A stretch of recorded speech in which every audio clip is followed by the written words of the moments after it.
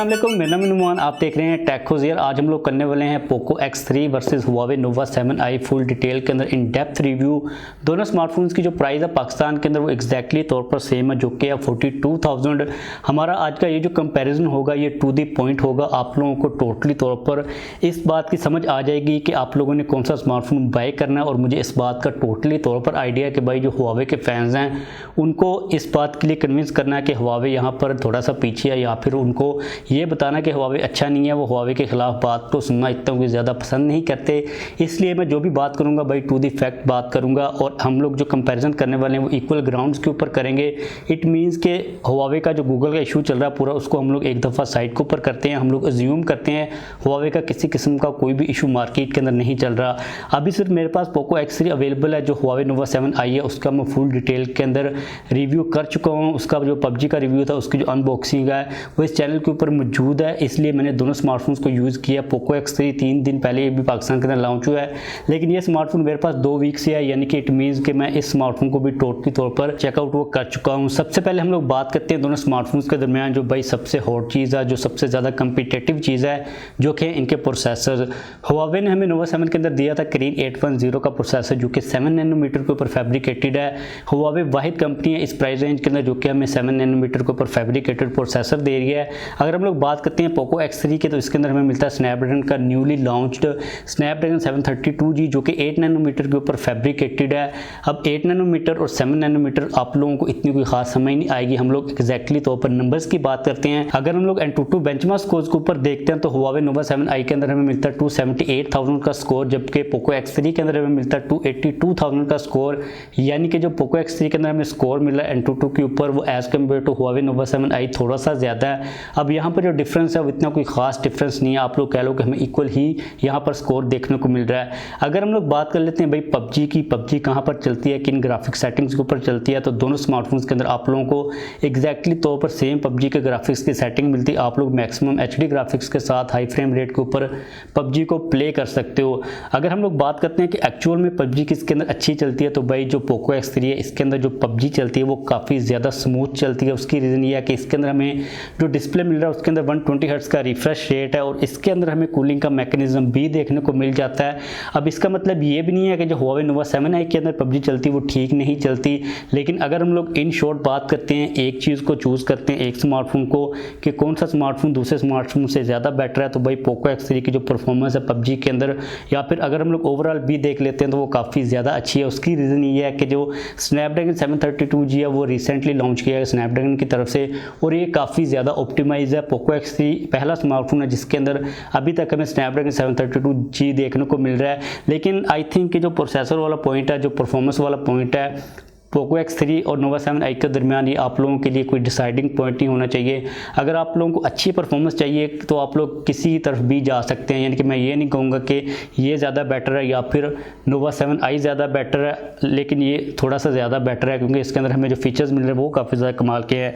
उसके बाद हम लोग यहाँ पर बात करते हैं उन सारी चीज़ों की जो कि भाई टोटली तौर पर आप लोगों को एक गेम चेंजिंग चीज़ें मिलती हैं, यानी कि जो गेम चेंजिंग फैक्टर है इन दोनों स्मार्टफोन्स के दरमियान। तो पहले नंबर के ऊपर आता है इसका डिस्प्ले। दोनों के अंदर हमें IPS LCD डिस्प्ले ही मिलती हैं, लेकिन जो Nova 7i का डिस्प्ले है वो 60 हर्ट्ज के रिफ्रेश रेट के साथ आता है, जबकि पोको X3 का डिस्प्ले 120 हर्ट्ज के रिफ्रेश रेट के साथ आता है। साथ में 240 हर्ट्ज का हमें टच सैम्पलिंग रेट देखने को मिल जाता है। 120 हर्ट्ज वर्सेस 60 हर्ट्ज भाई यहाँ पर कंपैरिजन बनता ही नहीं है। जो पोको X3 का डिस्प्ले है इसके अंदर हमें जो स्मूथनेस मिलती है वो काफ़ी ज़्यादा कमाल की मिलती है। अब मे भी आप लोगों ने इससे पहले 60 हर्ट्ज से ज़्यादा वाले रिफ्रेश रेट वाले डिस्प्ले को यूज़ ना किया हो। जब आप लोग 60 हर्ट्ज वर्सेस 120 हर्ट्ज के डिस्प्ले को यूज़ करते हो तो भाई जो सारे पॉइंट्स हैं वो आप लोगों को 120 हर्ट्ज को ही देने पड़ेंगे, क्योंकि जो एक्सपीरियंस है उसका किसी किस्म का कोई भी आपस में कंपैरिजन बनता नहीं है। उसके बाद अगर हम लोग बात करते हैं कैमराज की, तो Nova 7i के अंदर हमें बैक साइड के ऊपर मेन सेंसर मिलता है 48 मेगापिक्सल का। इसकी बैक साइड के ऊपर हमें मेन सेंसर मिल जाता है 64 मेगापिक्सल का। इन शॉर्ट आप लोगों को अगर मैं बताऊँ तो इसके जो कैमराज हैं as compare to Huawei Nova 7i वो काफ़ी ज़्यादा बेटर हैं। इसके अंदर हमें 4K की वीडियो को रिकॉर्ड करने का ऑप्शन मिल जाता है। इसके अंदर आप लोगों को एक काफ़ी कमाल का फीचर मिलता है। आप लोग फ्रंट और बैक वाले कैमरा के साथ एक टाइम के ऊपर ही वीडियो को रिकॉर्ड कर सकते हो, उसको सेव भी कर सकते हो। इसके अंदर हमें स्लो मोशन जो मिलता है वो 960 फ्रेम्स पर सेकंड के ऊपर मिलता है।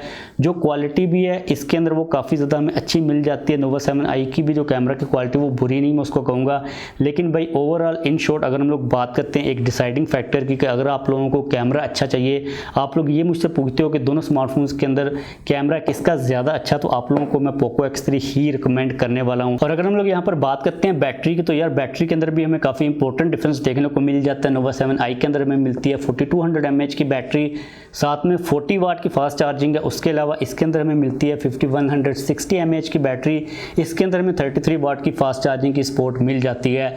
अब मुझसे अगर आप लोग पूछते हो कि आपको ज़्यादा बड़ी बैटरी चाहिए या फिर ज़्यादा फास्ट चार्जिंग चाहिए, तो भाई इसके अंदर भी हमें कोई कम फास्ट चार्जिंग तो मिल नहीं रही, 33 वाट की ही मिल रही है। लेकिन Huawei Nova 7i के अंदर 40 वाट की मिल रही है, लेकिन उसके अंदर जो बैटरी के mAh हैं वो भी काफ़ी ज़्यादा कम है, जो कि 1000 mAh कम है, तकरीबन 42 और यहाँ पर 52 का आप लोगों को कंपैरिजन देखने को मिल रहा है। तो यार यहाँ पर मैं POCO X3 की बैटरी और 33 वाट की फास्ट चार्जिंग की तरफ ही जाऊँगा। अब यहाँ पर अगर आप लोगों को मैं कुछ फाइनल वर्ड्स के अंदर अपना ओपिनियन देता हूँ कि आप लोगों को किस स्मार्टफोन की तरफ जाना चाहिए, तो यार इससे पहले आप लोगों को जो मैंने कंपैरिजन दिया है उस कंपैरिजन के अंदर मैंने कहीं पर भी ये बात नहीं की कि आप लोगों को Huawei Nova 7i के अंदर गूगल की एप्लीकेशन को लेके या फिर जितनी भी एप्लीकेशन है जो कि बैन है, काफ़ी इशू देखने को मिल सकता है।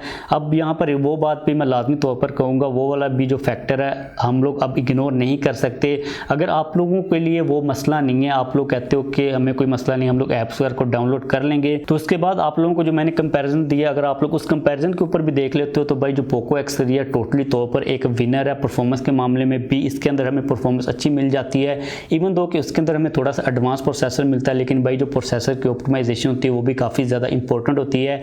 Antutu के बेंचमार्क स्कोर इसके अंदर में ज़्यादा मिलते हैं, PUBG की परफॉर्मेंस ज़्यादा अच्छी इसके अंदर में मिलती है। इसके जो कैमराज एज़ कम्पेयर टू उसके कैमराज वो काफ़ी ज़्यादा अच्छे हैं। इसके अलावा यार एक और इंपॉर्टेंट बात जो कि मेरे माइंड के अंदर अभी आई है वो है रीसेल वैल्यू को लेके। इस वक्त Huawei के स्मार्टफोन्स की जो रीसेल वैल्यू चल रही है मार्केट के अंदर यार वो काफ़ी ज़्यादा ख़राब चल रही है।